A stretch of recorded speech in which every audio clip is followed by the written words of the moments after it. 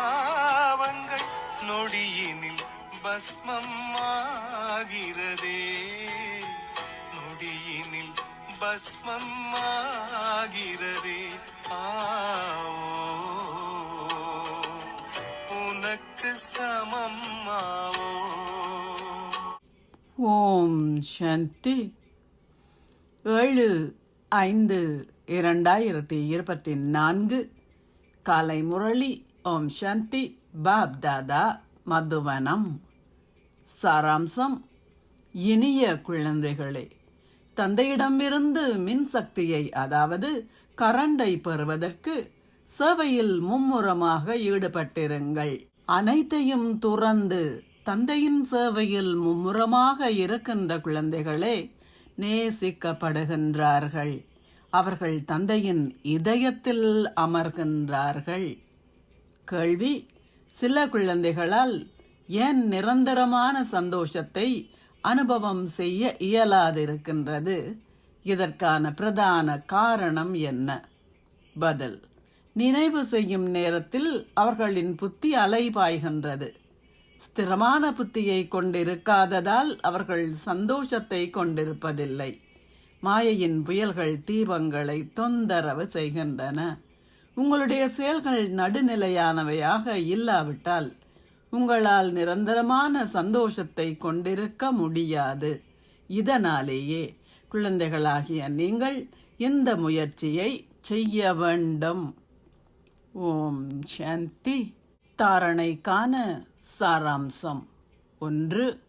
எவ்விதமான ஆசைகளையும் கொண்டிருக்காதீர்கள். அனைத்து வசப்படுத்தலையும் முடித்து விடுங்கள். பாபா உங்களுக்கு கொடுப்பதை மாத்திரம் உண்ணுங்கள். நீங்கள் வழிகாட்டல்களை பெற்றுள்ளீர்கள். எதற்காகவும் இறப்பதை விட இறப்பதே மேல். 2. தந்தையின் சர்ச் லைட்டை பெறுவதற்கு ஒரே ஒரு தந்தை மீது உண்மையான அன்பை கொண்டிருங்கள். உங்களுடைய புத்தியில் போதை இருக்கட்டும். நாங்கள் குழந்தைகளும் அவர் தந்தையும் ஆவார்.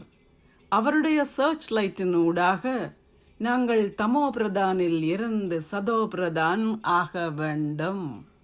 ஆசீர்வாதம்: முற்றிலும் பற்றற்றவராகி கருணை நிறைந்த உணர்வுகளினாலும் ஒரு கருவியாக இருக்கின்ற உணர்வினாலும் சேவை செய்வீர்களாக.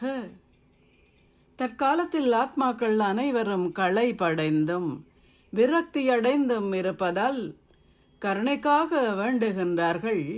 அருள்பவரின் குழந்தைகளாகிய நீங்கள் உங்கள் சகோதர சகோதரிகளுக்கு கருணை காட்ட வேண்டும். ஒருவர் எவ்வளவு தீயவராக இருந்தாலும் அவரின் மீதும் நீங்கள் கருணை காட்டினால் நீங்கள் எந்த ஒரு வெறுப்பான, பொறாமையான அல்லது கோபமான உணர்வுகளை கொண்டிருக்க மாட்டீர்கள். உங்களுக்குள் கருணையான உணர்வுகள் வெளிப்படும் போது உங்களால் இலகுவாக கருவியாக இருக்கின்ற உணர்வை கொண்டிருக்க முடியும். பற்றினால் கருணை கொண்டிருக்க வேண்டாம். உண்மையான கருணையே பத்தில் இருந்து உங்களை விடுவிக்கின்றது. அதில் எவ்விதமான சரீர உணர்வும் இருக்க மாட்டாது. ஸ்லோகம்: பிறருக்கு ஒத்துழைப்பு கொடுப்பது என்றால் உங்கள் சொந்த கணக்கில் சேமித்து கொள்வது என்று அர்த்தமாகும்.